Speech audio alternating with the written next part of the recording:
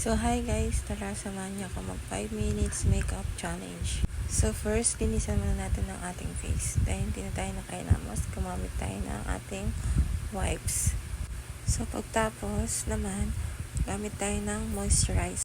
Yes, ang ginagamit ko na moisturizer ay ang sunscreen ng YouGlow Babe. Yes, pwede siyang gamitin kahit gabi kasi moisturizer naman siya guys. Hindi porket sunblock lang ay pang sun lang siya guys. So yun, pahid lang natin siya sa mga surface ng ating mukha.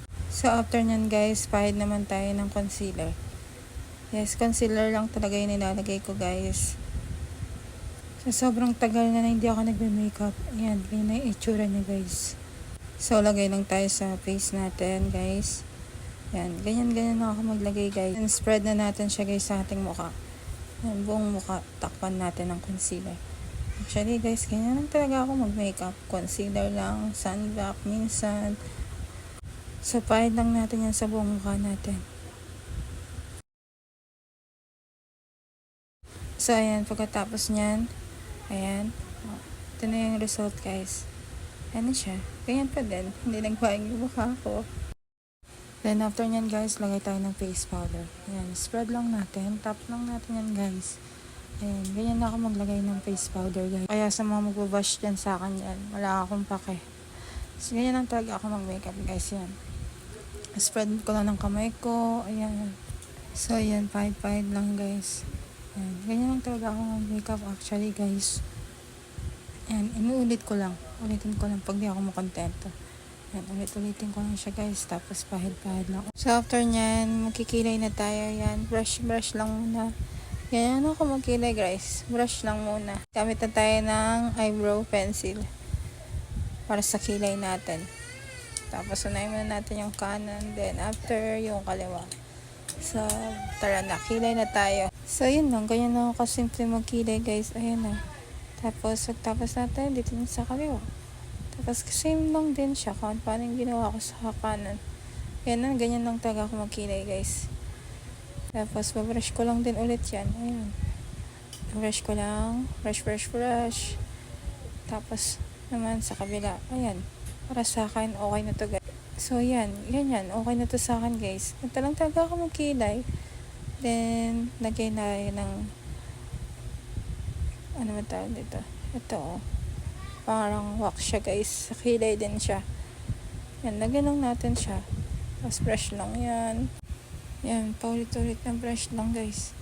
After nyan, sa kabila naman. So yan, ganyan na yung ganyan lang siya.